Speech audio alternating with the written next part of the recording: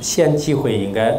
给同学和老师，因为在学校里面，如果同学和老师没有这个问题的话，那然后用其他的佛教徒也可以提问，好吧？感恩上师。然后弟子有一个问题，就是想问一下，就是什么样才是寂静的地方？然后我们当代的这些在家修行应该如何去寻找这些寂静的地方？阿弥陀佛。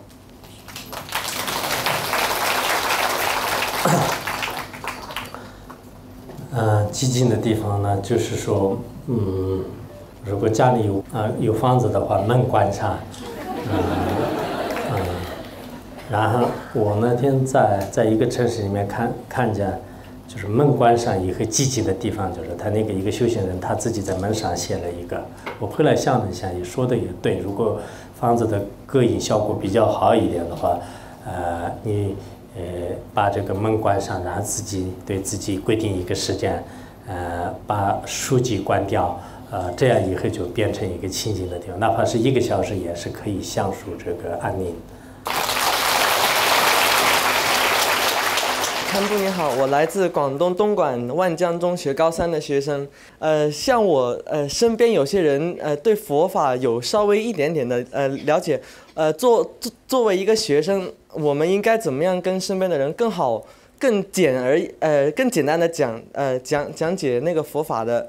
含义？你身边的可能很多人要想对佛教有一些兴趣，但你怎么样教化他们呢？其实我们每一个人存在这个问题。每一个人，如果你用佛法来了解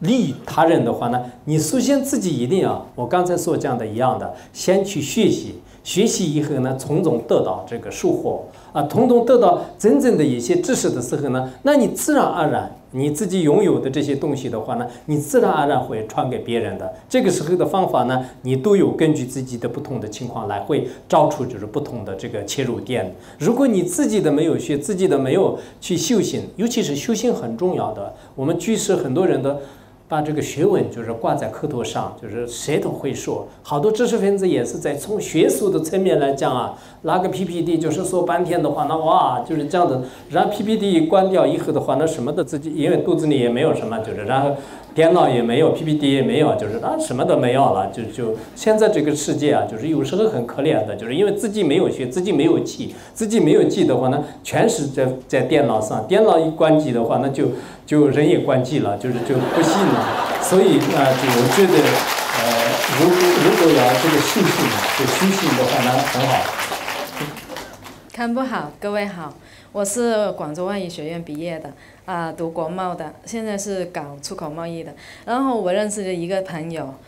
他给我了解的佛法的密宗跟显宗的区别，就是说他解释给我听，就是说，等于是瓶子里面的气体跟外面的空气接触，密宗是先说显宗吧，显宗它是要用一个慢慢的把瓶子把它磨穿那个瓶子，那个气体才能出来跟那个空气接触。可是密宗呢，用一个锤子就可以了，一敲就可以进去了，可以马上把那个瓶子敲碎，然后里面的气体就可以马上出来跟空气接触，是不是这个意思？在某种意义上呢，也可以这样说吧。因为我不太了解密宗跟显宗。因为密宗和显宗呢，有时候可以这么说，它是比如说，显宗是通过很多的这个广泛的这个理论来慢慢说，然后密宗呢就是直接有一种非常简单的道理来直接讲，但是这种说话的根基呢，一定要有一种这个特殊的这个智慧，否则的话呢，他直接顿悟的这种境界呢，很难以马上的让你会。所以我就考虑是学密宗还是显宗，我就当然想快，谢谢。那你学密宗好吧？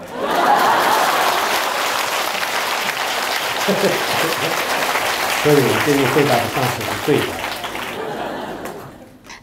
堪布你好，我很开心，我参加了6天的研讨会，在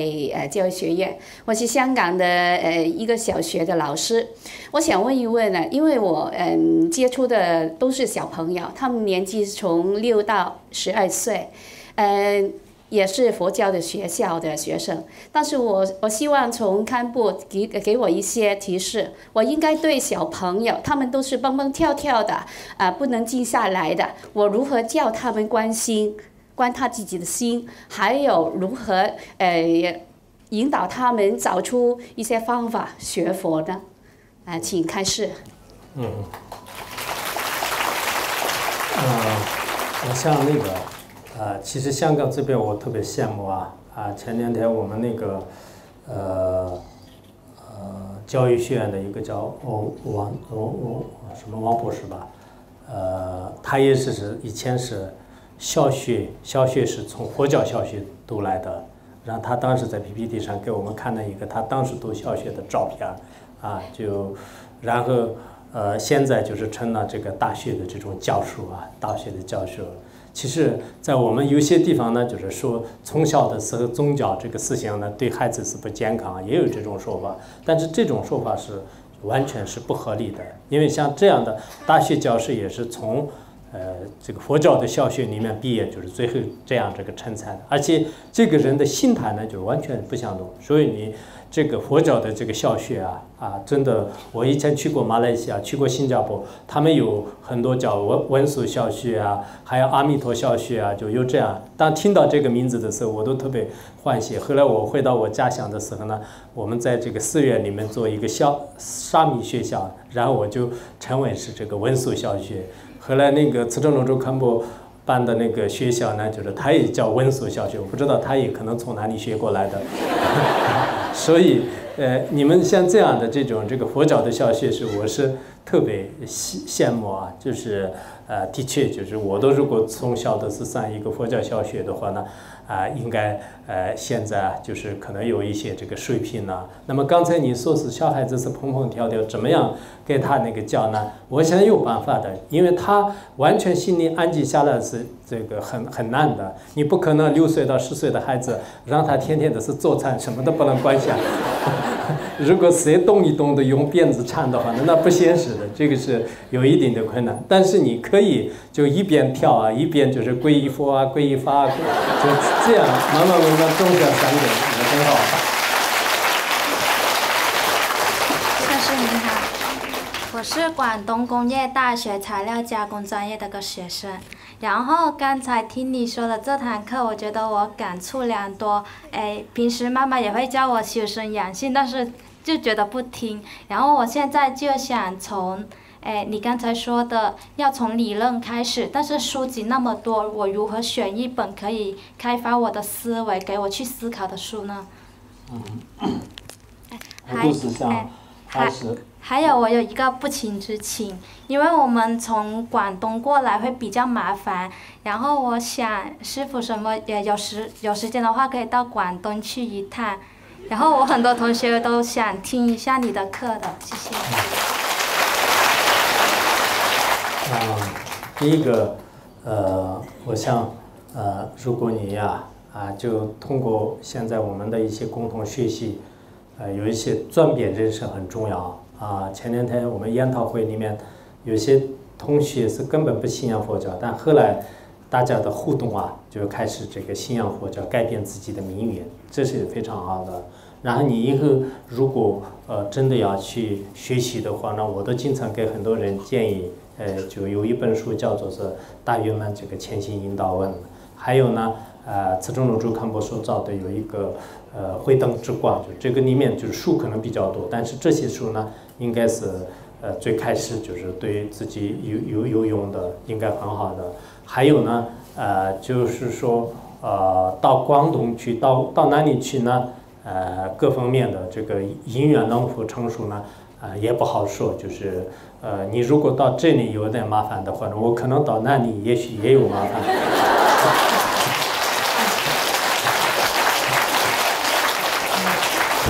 所以，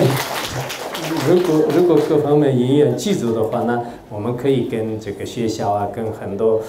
朋友跟很多知识分子呢，我是愿意交流的。的确也是我们现在年轻人的这个未来是年轻人的这个社会我们思想上哪怕是对观念上不害这个众生啊，像这个造福人类的这么一个信念的话呢，我觉得是非常有意义的，而且人生也是过得很美好。丁玉上师，我是加拿大留学生，也是菩提学会的一名学员。然后前2天参加那个青年佛教研究会的时候，有跟师兄讨论一个问题，就是修止，那就是不追随自己的念头，也不拒绝自己的念头，但是这跟发呆到底有什么区别？对，是这样。一般我们那个在止观修行的时候呢，密宗当中也有，禅宗当中也是有。不过去的念头也是不去回忆，未来的念头也不会去迎接，当下呢就是也不会胡思乱想。那么这个时候呢，其实你的这种修法是能断除我们平时胡思乱想的各种各样的一些分别念，因为我们没有安住在这个境界当中的时候，分别念呢经常会产生贪心啊，产生痴心啊，不如理的作意，所以这些通过是一种止观的方式来安住的话呢，那么这是一个佛教当中来讲是非常殊胜的妙法。所以我们参其实是一种这个法乐啊，一种境界。看不吉祥，很高兴见到你。我是香港大学理工大学知识管理的硕士生。然后见你之前，我参加了一个台湾佛光山星云大师举办的一个生命禅学营，然后他也其中讲到了和堪布今天讲到的观心还有到入定的几个层次境界。讲的都一样，所以我觉得也是密显，就是不分讲内容都是一样的。然后我有一个问题，就是其中有一个礼拜是打坐禅修的课程，其中我旁边那个女孩子，她是因为学的是密宗，然后在打坐的时候，她就开始打手印，然后我就开始问她这是怎么回事，她就说是她的一个师傅教她的，但是她自己也无法解释，所以我想请问一下堪布，可不可以给我解释一下这个？谢谢。其实他的师傅不是我，就是他的师傅。如果找到的话，可能答案是最正确的。但不管怎么样呢，你刚才说的是对的。我们显宗密宗究竟的依据确实是一样的，所以在显宗密宗上面，我们没有必要就是去争论，也没有必要去花很多时间去分析。这个是肯定前辈大德们已经定完了的，只不过是我们后学者有时候产生一些分别念呐这样的。因此呢，我也就是对这个佛光山的很多高僧大德的行为是非常的佩服，而且他们的这种弘法利生也好，他们的一些发挥呢，确实是非常的这种庞大，就是对改变了很多人的命运，就非常值得这个随喜的。然后关于这个受印呢，就受印的话呢，其实就是每一个诸佛菩萨的这个受印呢，都有不同的一些标志，所以我们一般就是在修行的过程当中呢，做不同的这个受印，每一个法门呢，就是都有不同的受印。但如果你所有的受印不太会的话呢，我们藏传佛教当中很伟大的一个叫梅盘仁波切，他所有的受印呢，都是包括在我们合掌当中啊，就是合掌里面所有的这个受印都包括。所以我们有些人接很多受印不太会的话呢，那经常就是合掌就我们这个理工大学的甘教授就经常喜欢合掌，就是所以他经常做所有的受印就是终结起来。因为上师，是这样，我有一个问题困惑了我很久，想请上师开示，就是在家居是由于可能家庭成员的因缘不同，如果像我如果很有学佛的意乐，但是家庭成员很反对自己学佛，特别是很反对出去像共修闻思，那该怎么办呢？谢谢。这个时候应该要利用自己的智慧，要三巧方便。一方面呢，我们在家庭的背景不同的情况下，有些人经常舍弃了自己的信仰，我觉得这是不对的。因为每个人的这个缘分和因缘都不相同的，所以呢，其实别人也是没有劝你，这个夺取别人的信仰。我以前去过一些西方国家，他们有很多西方国家呢，特别尊重那个自己的家庭的这个信仰啊。比如说一家人呢，他有我认识一家人，他家里面有3种不同宗教的信仰者，都是家庭里面是和睦相处的，他们都互相尊重。我信基督教，你信天主教，我信佛教，我们3个都做自己的这个不同的这种仪式，所以有时候他们听说他们3个都是在家里做自己的佛教仪式，是很复杂的。但是我们在有些地方呢，可能不是这样的，就是完全是反对啊，完全就是极个别的有些包括昨天有一些知识分子的，他们说家里的佛堂的是拆过好多次，就是然后拆完了以后，过一段时间稍微就是有达成共识以后，又开始建立起来了，最后呢通过长期的这种斗争吧，就是最后获得胜利，就是所以我想呢。作为这个学习佛法，肯定有一些困难的，就是包括释迦牟尼佛这个成佛的时候，也是有各种现象上是有一些违缘。我们呢，把原则上自己的信仰是绝对不能退的，然后形象上呢，有时候随顺别人啊，有时候是听别人的话，我们也不能就是关心就是老这样了，不然昨天个别也提了，就是我们对这个家里不慈悲，就然后对什么山里面去寺院里面去修大悲心，就是这样也可能不太好，就是因为对家庭一点都不慈悲，所有的自己的家人全部都放弃，然后到别的地方去打义工啊，就是做善事啊，那这也是可能有些地方是可能方法上不对，所以方法很重要。好，斯大利康夫您好，我有一个非常直接的个人问题。你是哪里的？我是来自大陆江苏南京的江苏经贸学院的学生。然后我的问题是，我也是跟你有一点就是很喜欢书，然后特别喜欢学习，但我就是有个困惑，就是怎么样让自己这种好学的心兼顾下去，就是能够有一点点那种乐学的心吧。请那个上师开始。其实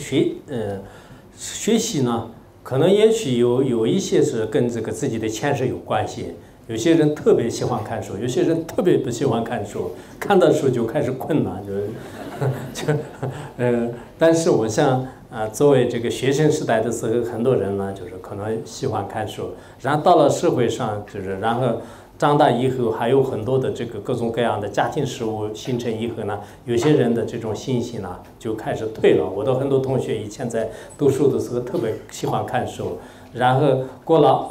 20年以后就问的话呢，没有看书，就好长时间的是没有看过一本书。我说这也是可能就是家庭的一种诱惑和社会的一些压力吧。以后呢应该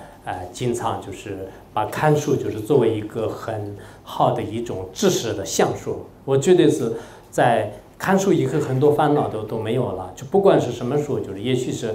当然，我觉得佛教的这个密宗书是最好的。如果实在不行的话呢，实践当中的一些有价值的这些学问呢，确实也是看了以后有意义。所以，我们任何一个这种思想要继续延续下去，先知道它的这个功德和益处。如果我们知道这是一个很好的话呢，那再累再苦的话也会愿意做下去。如果你觉得是这样做下去也没有什么意义啊，就这样的心态的话呢，那你可能不会就是看下去。所以呢，这样的这种爱好也好，这样的这种勤奋学习的精神呢，我觉得是我们现在很多知识分子是最需要就是值得这个希求的。阿弥陀佛，顶礼上师我是来自那个哈尔滨商业大学的一名本科在读生。我现在就是在身边一些那个佛教信徒有一个现象，就是现在提倡那个恢复中国的传统文化，比较致力于那个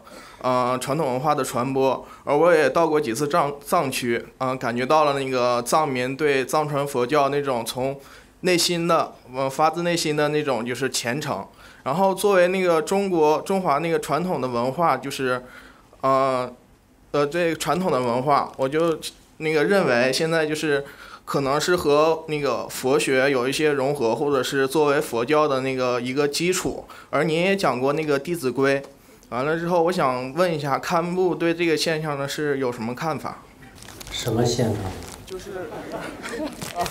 就是那个就是现在一些佛教徒嘛，对那个传统文化和佛学的就共同的推行。然后我认为这是一种就是将那个中国的传统文化和佛学的一种融合，或者是将那个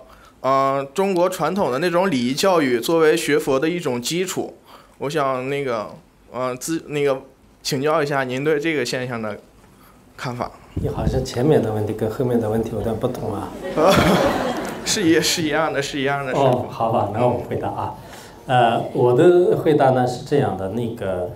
的确，我们现在藏地啊，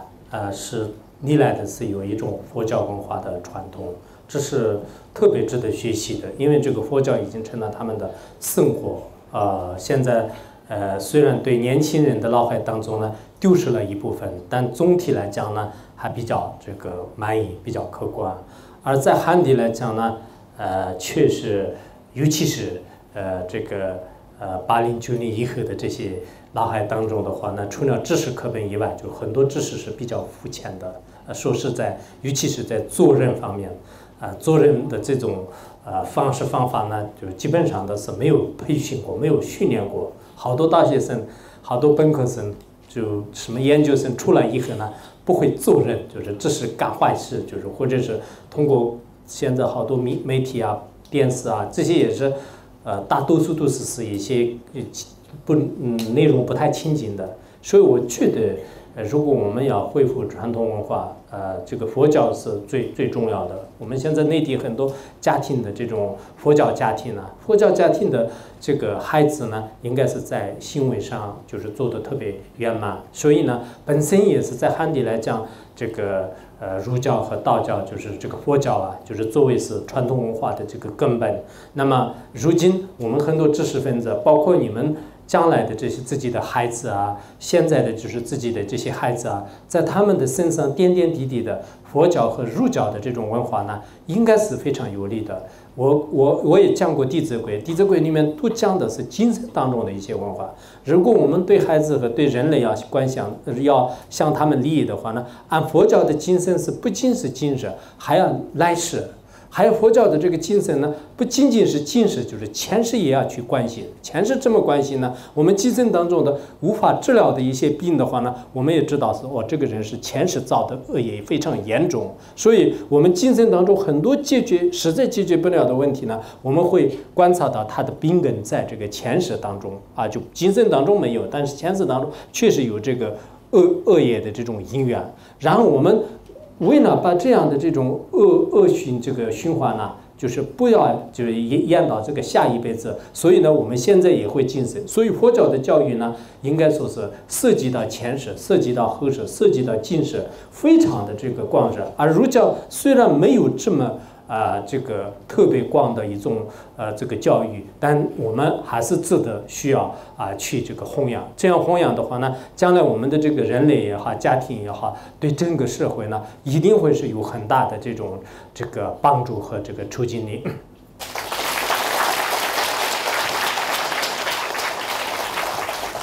干部你好，我是来自香港理工大学机械工程系的陈玉明。我有2个问题想咨询你一下。第一个就是说，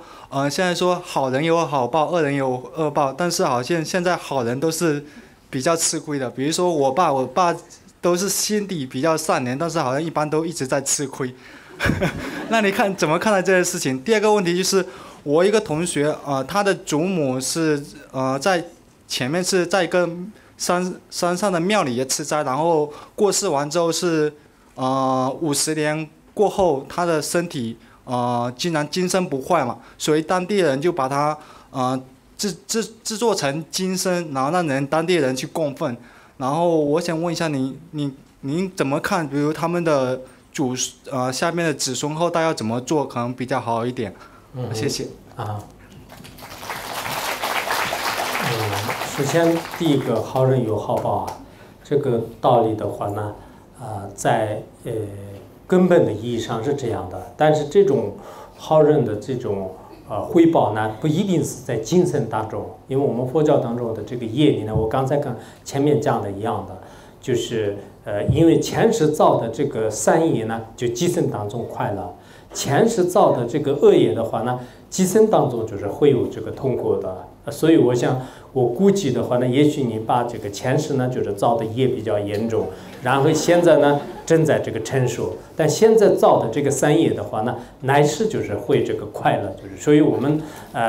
一般来讲呢，就是平时不爱这个学习的人呢，就是他可能考试的时候成绩比较差。那么从今天开始，他从现在开始学习的话呢，下一次考试的时候呢，他就考得比较好，是这样的一种这个轮回的一种这个任何一种因果呢，不可能农民现在种庄稼马上会成熟啊。我们所有的好人好报的话呢，并不是所有的精神当中都能看得到的，有些是来世看得到，有些是来世的来世，就是会延续到这样的。所以这个因果关系呢，你可能还要以后去了解。现在很多人认为是很粗浅的一种概念，就三有三报，二有二报。为什么我做善事就是现在不报啊？那我们这个吃饱也是要消化的过程，吃饭也要消化的过程。所以这个因果关系呢，有一定的时间。还有呢，你刚才所说的就是这个案例的话呢，应该是我们在这个藏传佛教的有些论著里面也讲到了，真正的这个修行人呢，他死了以后，包括他的肉体不化啊，还有这个出现众多的这个舍利子啊，然后他死的时候出现各种各样的这个瑞相啊，这些都是真实的现象，所以他真正的这个持斋啊，或者念佛啊，这样的这个功德呢，在后来的他的肉体当中呢，也会出现的。因此呢，我想作为他的这个子孙后代也好，或者我们其他的人呢，应该是有一种这个恭敬心呢，供奉啊，或者说是通过别人的这样的一种行为呢，我们自己应该心持善法。那这样他自己成就的话呢，他将来与他凡世结缘的很多众生也会获得了这个殊胜的果位。顶礼上师文殊。弟子有一个问题，弟子比较喜欢密班仁波切的作品，请问弟子想深入了解空性，请问是看这个定解宝灯论好，还是看这个除暗明灯聚精展的自己心性比较好呢？另外一个问题想请上师口传这个大自在祈，请问因为弟子每天也练诵的，谢谢。这两部论点都好。然后我待会儿最后给念个大自在祈祷文，好不好？堪布您好，我是毕业于香港理工大学人文及双语学系的学生。我带我的表姐向你请教一个问题，她是今年毕业于中医药大学，然后现在在医院里面工作。她想知道怎样能够通过用佛法帮助病患去消除他们的疾苦。谢谢。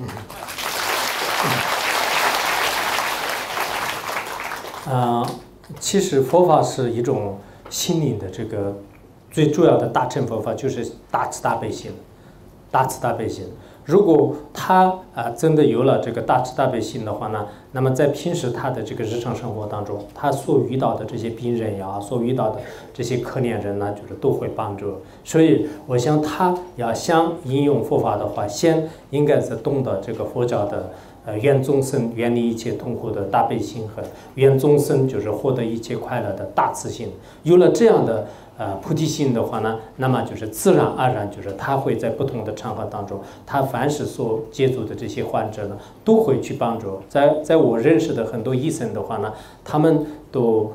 就自己对这个大乘佛法修的是非常不错的。后来呢，在实际行动当中，包括用药啊，包括对病人的照顾等等各方面呢，经常非常的会帮助众生的。你好，上師，我想請教呢，就係呢個五戒、菩薩戒同密乘根本14戒，喺皈依之後應該係乜嘢時候開始行持嘅呢？你交給那個甘教授這邊。我幫你翻譯啊，我翻譯。他的問題是我們佛教不是有5戒十善、菩薩戒跟那個逼眾的14基本墮嗎？那這些戒律啊，應該是什麼時候受這個戒還？這個程序應該是怎麼樣？對，這邊菩薩戒呢，它有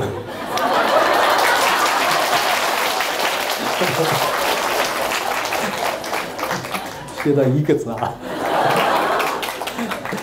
菩萨戒是应该通过一种仪式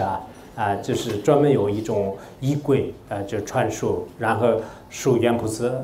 菩提心戒、行菩提心戒就这样受的。而密乘戒呢，通过这个密宗的上师的灌顶，就是除了灌顶以外呢，没有单独的一个密乘戒的这种传授，就是当你得到灌顶的时候，不同密宗的这种戒律呢，就是都已经获得了。佛教的基本概念就是要我们不执着，要放下嘛。但是我现在就发现一个现象，不管是显宗也好，密宗也好，就是佛教徒去了大大小小的法会，他们都是就过分的去抢购一些加持过的圣物或者是一些很殊胜的宝物。然后每一个佛教徒可能家里的话都收藏了一大堆的那些加持过圣物。那这个跟他们请这些加持过的宝物回家，可能就是做了一种功德，就是支持不同的佛教的团体。但是他们这种贪着的心态，是不是有违佛教那个基本的概念呢？那个推估对这种现象或者什么看法呢？佛教说的这个不执着呢，最后不执着，先执着，先一定要得到加持得到上师得到法这样。到了最后的时候呢，因为什么都是空性的，这是生意当中空性的，世俗当中是有的，所以这个问题我们要同样去学习。如果没有学习的话呢，佛教里面光是有个不执着，不一定是佛教的全部内容。佛教里面所有的去加持呢，就是也不一定。就像我刚才讲的物理学里面呢，又要讲品质是存在的，然后又要讲分子原子的话呢，我们两个不能合起来。如果合起来的话呢，那你说是这个分子上怎么装水呢？就是这样说的话，肯定道理不合理的。我是来自湖南长沙的，我是一名私营企业主，从去年开始学佛的。我就是有一个事情很纠结就是管理员工嘛，包括公司的制度管理肯定是要有奖有罚嘛。我有一段时间就学佛以后的话，不是要有慈悲心嘛，我就员工犯错误什么的。能不扣款我就不扣款，因为我觉得他们也很困难。但是我发现有一个过程，有几个月以后嘛，我发现有的员工并没有珍惜我的这份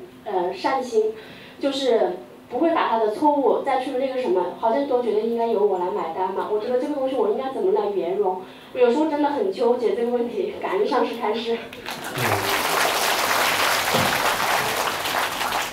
这个我想，不管是这个企业还是在任何场合当中包括我们佛学院什么居士团体的话呢，管理是很重要的。但管理的过程当中呢，我们不能舍弃慈悲心，因为关心他。我们现在有些管理很黑暗的，有些不讲道德的，这种方法是肯定不合理的。但是你要先给他讲清楚，如果是没有这个很好的去执行的话，那就是怎么样惩罚，就怎么样在不舍弃慈悲心的情况下呢，正常的管理呢，就是应该是需要。如果没有这样的话，你完全是一种慈悲的话呢，那这个慈悲心已经偏激世界了，所以管理的这种控制能力都没有。因此呢，任何一个佛教道场和任何佛教团体都有他自己的管理的这个适度，就这个必须要管理。最后一个。荣幸，今天我最后一个能在这里，就是说，我纠结了2件事。首先我介绍一下，我是广东省东莞市的一名小学教师。那么呢，我觉得呢，我刚刚走入佛教这里，就是说不久，就是说自己有点内疚，觉得这个年龄才认识佛法，就是说呢心比较急迫。那么我很想在这个学校这个学生从幼儿做起，能发一下自己的菩提心。我就听说，就是说那个用一种那个佛法的那种符号，让学生能听到这个音乐，就能就是说有这方面的就是说度化他们。那么我也这样做了，我不知道这样子能不能就让他们就让学生能就是说这个佛法方面好，这是第一个问题。第二个问题呢，我很纠结的一件事，就是呢，我刚刚学这个佛法就是知道，就是说不杀众生，不吃众生，不吃这个众生的肉。那么我现在自己也慢慢的做到了。那么呢，我家里的人有一个孩子，他做不到，而且还在吃众生的肉。我也做很大的努力来救他，他也已经得了很重的病，也来救他。但是呢，他现在还是就是说这方面做不到，就是吃肉杀众生。我就想请上师指明。好，谢谢。我这2个问题回答完了以后呢，我念一个，刚才大自在其他问的有一个人说这个完了以后我们就算今晚上的这个不知道他一直站着，肯定他有很多话要说。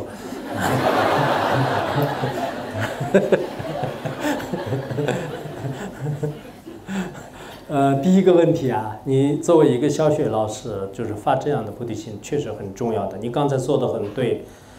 我为什么现在呢？有时候这个大学里面就是特别喜欢去，他们有些大学不都很喜欢，但是让我去的话呢，我也去。我看态度不是很好，但是我还是去。我去的目的呢，就是说这个就这些很多年轻人是本来是有佛缘，但是这个错过这种机会以后呢，可能只有70、80岁的50、60岁的时候才让这个泛心，那个时候就是可能有点造了很多的业，以后就是所以呢，刚开始的时候呢有这样的一种机缘是多么好。所以我对这个学校啊，对学生的话呢，的确是只要有佛缘的话呢，我们大家这个努力也特别重要的。但是你的这个方法呢，我觉得可能要注意，尤其是大陆这边的话呢，你如果在小学里面经常给他们念佛号，也许你的这个党委书记看到以后对你惩罚。所以在有些方法上呢，应该是我们一般这个老师啊，就这些都是不提什么佛教，但是慈悲心呢，就是有时候是给他悄的，就是念佛号啊，就是这些是应该当地的这个情况来就是进行这个观察，就是这个是非常重要。其实我们很多这里的佛友啊、企业啊，还有一些老师啊，在自己有因缘的情况下呢，一定要把这个佛教的一些精神要去讲。要讲的话，首先自己要对佛教有一些理解。没有理解，你也把佛教当做一个迷信的话，你不会去讲；你自己没有收获的话呢，你不会去讲。所以在香港这边的话呢，我觉得自由的空间是特别好，就是每个学校里面怎么样讲那个一些这个佛教的道理的话呢，就是不是特别的这种控制。但是呢，有些可能在这方面的兴趣就是并没有，因为这边很早的时候都是比较开放，所以有时候呢，我们就是要大家这个争取努力。第二个问题，你的所谓的这个吃素啊，吃素其实是吃肉，就是对我们的身体是最不健康的。很多人都不知道而已。就是我们这次夏令营的话呢，就是也是过了这个5天的那个这个素食这个生活啊，无素食生活。但我后来像这些大学生，可能回到家里的时候，第一件事情就是给家里说：“哎呦，我就是5、6天都是没有吃肉，你一定要给我做最好的肉。”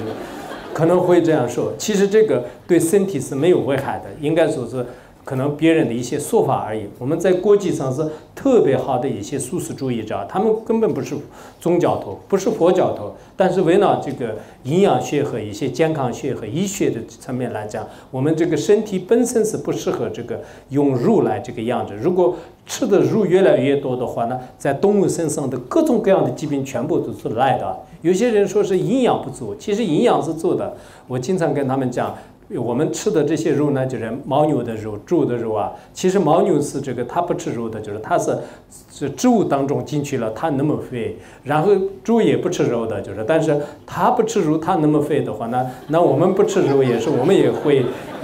不会瘦的，就应该会这个健康的啊。谢谢。那最后一个我念这个传承很快的，就算是我们这个最后的回答啊。我们说的真大了，你们不用念啊。我们的真大了，我们不讲的，这东西是都不一样的。那就这种把没让人呢，都是你们那完全，就是跟那完他也都接受，就是那完全推荐去教的，把没点完工，那完全就是当时在那完全。上一些班子的话啦，都不点了的真的，嘛的这个做了个什么，小东小地方学的弄，我们做的这华文这给做，那东年把进步啊，都就是个一个的出生用我们说一下这个，我这嘛本科的用那条，这些当这样讲的不是，都是小把进步推进了，那年我这么多跟着，都是小的小把进步也，那这对吧进步东西吧，他已经这这个个真的去讲学还是，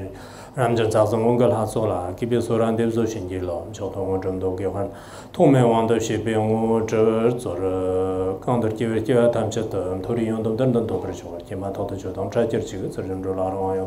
这样那么当把你些讲，人当咱们出来就不是说，就当那两不当都得才能这边样做个。这把咱比出来同学讲，相当出来讲我没办法，拉成相当学的没办。他们就像这三天头不是说，就等的这种说把这准备到不是做把三天公布后头没办法，想着我们就都叫什么就等的这种说把这准备到不是做把三天人讲，这都讲那想着。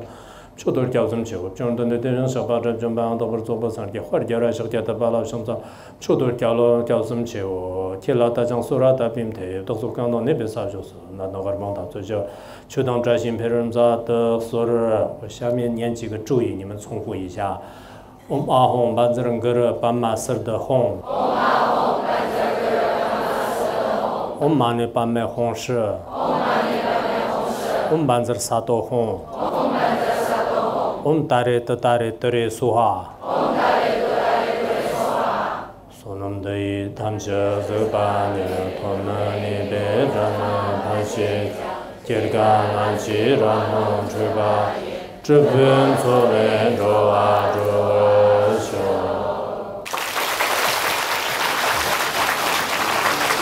今天的时间差不多，相信大家也是很感恩上师今天精彩的演讲。